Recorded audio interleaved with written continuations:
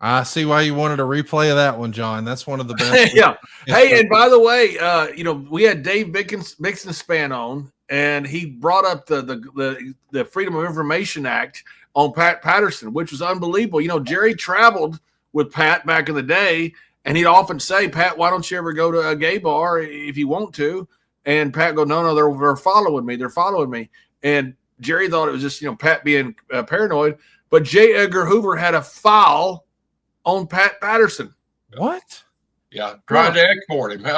Tried to trick him to going back to Canada. He was going to keep him there. He tried to throw Pat Patterson out of the country. Well, we always wondered, what Pat would say. Oh, they're watching me. We just figured a promotion or something like that, trying to look at something, to get on Pat to kind of get him out of the territory or blackball him or something. With the old promoters, stiff promoters that we had back those days, but. We had a writer on that actually researched that and found a document where J. Edgar Hoover actually had Pat Patterson documented as a danger to the United States because of the sexual persuasion there. So yeah, my God, that's like a movie. I think his life is a movie. That piece of shit, J. Edgar Hoover, who's got a building named after him in D.C., spent his time going after Pat Patterson. And while he's wearing a dress. Piece of shit. But we used to rip Pat all the time, and you never knew, what he was meaning, that. But that just shows you the level of our thinking, our government thinking at the time, and poor Pat. I mean, he was always very conscious of what he did. You never saw Pat out, and he used to confide with me, you guys are going to all these bars and everything. I got to go home. I don't get to go out to the bars and everything. Yeah. You hear in the dressing room the next day, this guy was out found him a honey at the bar. He said, you guys are having a good time telling your stories. He said, man, I can't tell those stories of myself, which kind of sad, and you always kind of felt, Pat, he kind of felt sorry for him, but because Pat was such a giving person, he'd give you all the knowledge he had anytime you wanted. So, he's very well missed. Like I said, the three of us, JR and Bruce and I, used to have so much fun just going down the road with him and listening to some of his stories. And you knew you were in the presence of a legend, just from the history of his work, So, he's awfully missed nowadays. Conrad, Pat called me one day and he goes, "Hey, my book's coming out." I said, "Yeah, Pat, I'm looking forward to reading it." And he goes, "Yeah, well, I got a big deal in it." I said, "What's that?" He goes, "Well, I'm coming out." I said, "Of what?" I said, "Of what?" And he said, "The closet." He goes, "I'm gay." I said, "Pat, everybody knows you're gay." And he goes, "No, they don't." I said, "Pat, I set you up with a date in New York with a dude. I obviously know you're gay." And he goes, "Oh, yeah, that's right. But nobody else does." Pat he's the only one in the business that didn't think anybody knew he was gay, because we would Pat, why don't you just, do your thing and enjoy your life? He said, "Well, I can't." "Why can't you, Pat?" "Well, I don't want you young guys thinking I'm gay." I said, "Pat, you're the only person in this business that don't think you're gay." Well, we had such a good time with Pat, man. Thanks for bringing him up and giving them a little talk here. Hey, Conrad, by the way, we were in Kuwait or somewhere, and, guys used to mess with Mr. Briscoe, and this is all on our Stories of Briscoe and Bradshaw, and we've got all the people that are in this instance, and we spliced it all together. We got Michael Hayes, Tommy Wildfire Rich, Mr. Briscoe, all together are telling their story. But we're years later, Stone Cold Steve Austin goes by Mr. Briscoe, and Steve's the hottest freaking thing in the world, man. He got hot. You could put his name on any building in the world. We sold it out. And he kicks it, Mr. Briscoe. And when he does, Mr. Briscoe grabs him and chicken wing suplex him on the floor. On the floor. He's our meal ticket. He's our mortgage. He's our car payments. We're like, what have you done? Oh, my God. Somebody go check on Steve. Steve rolled all the way back. But this has precedence.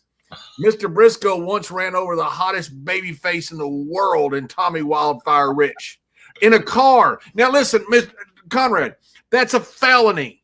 Yes. This is not like, oh, he hit him in a car. It's kind of funny. He ran over him. That's vehicular homicide. attempted. This is a felony that he did, and he ran over him with Michael Hayes, which can kind of explain why he would do it. Oh, wait a minute, John. I didn't run over him. I didn't leave any skid marks on him when I hit him. I'll set the story up. We've been out drinking there a little bit. I can't believe that. The three of those names that he mentioned drinking, that just didn't happen back in those days. But anyway, we're going back to the hotel, and what had happened is, Michael Hayes married now? I know he was married. He was that several times, but anyway, they were hitting on some chick there, and the chick seemed to, instead of Tommy, and Tommy's the most over guy in the world at the time. And so this young lady, she's starting to lean over and talk to Michael Hayes. So it's really pissing Wildfire off that Freebird's out doing him with this barfly chick there. So we got enough sense where we found a bar that was right across the street from our hotel, but it's in West Virginia. Everybody knows the mountains there. The hotel's down here, and the rooms are basically up side of the mountain. The rooms are around. You got to go around this curvy highway.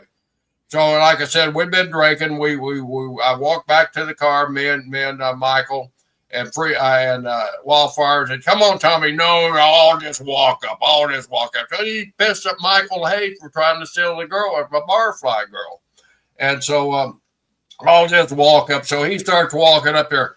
Freebird elbows me in the side. Briscoe, I bet you won't run over Wildfire. Oh, yeah. Well, I just had enough. I put that old hot rod Lincoln down in the drive. I hit gas. Boom, I hit Tommy. Woo! Up over the top of the damn hood he goes, rope. Smashes our windshield. Now, I got to turn that damn rental car in. And I'm a vice president of the Georgia Championship Wrestling. I do carry about $50,000 in cash with me. So we can see, it's one of those movies where you watch slow motion.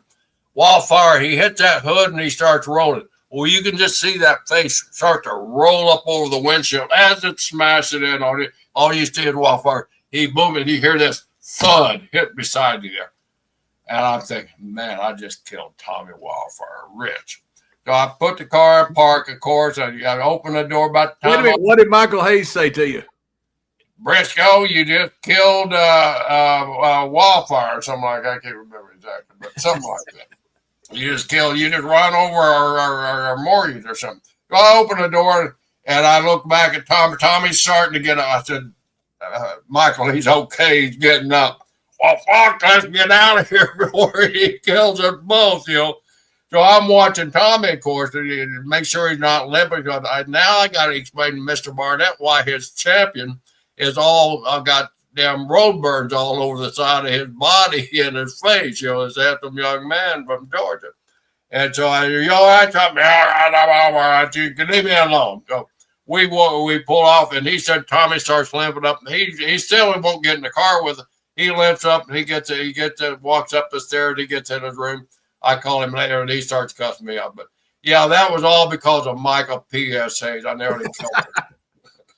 Well, maybe you're ready to get off the hamster wheel. The Federal Reserve data is showing that the share of accounts making only minimum payments has now climbed above 11% as of the first quarter of this year.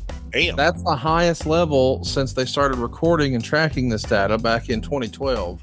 But at the same time, a recent survey from Experian found that 2 in 5 Americans are carrying credit card debt and believe that making the minimum payment is enough to manage it. But like millions of Americans, are you too struggling with high interest rate credit card debt? You feel stuck just making those minimum monthly payments? Well, you've heard me say time and time again, your home is still worth more than likely what you paid for it. So instead of carrying all that high interest rate debt month to month, why not use the equity in your home instead? Just take a look at Andy, my buddy up in Appleton, Wisconsin. He had some medical issues that forced him and his family to take on a lot of credit card debt. But we hooked him up at SaveWithConrad.com. We helped him take advantage of the equity he had in his home. He paid off that debt, and he's going to save more than $1,000 a month. But how much can you save? Let my team run the numbers for you today for free, just like we did for Andy. There's no cost and no obligation, and if we can't help you save some cash, we won't waste your time. It costs nothing to look, as our pal JR says. And when you work with the team at SaveWithConrad.com, you can also expect our year 3 guarantee. Experts agree that interest rates are set to fall within the next few years, but we have an exclusive 3-year guarantee that allows you to refinance in the next 3 years at any time with no lender fees. So you lock in a better rate, reduce your monthly payments today, but you don't waste money with a whole nother set of closing costs later. The best time to start saving money is today. Well, actually, it was yesterday, but today is the next best opportunity. So why not access some of that newfound equity in your house? Turn your house into your dream home with no money out of pocket. If you've got some honey-do renovations you'd like to do, maybe you've always wanted to upgrade your kitchens or bathrooms, you've got the equity in your house to do that too. No matter what you're looking for, we can help at savewithconrad.com. Find out how easy it is to get started. And just so you know, you don't need perfect credit. So even if you've had some problems, we don't say no, we say not yet, but here's how. We want to get you on a path to making those financial goals a reality at savewithconrad.com. Why not let my family help your family save some cash at savewithconrad.com? NMLS number 2129, equal housing lender, savewithconrad.com.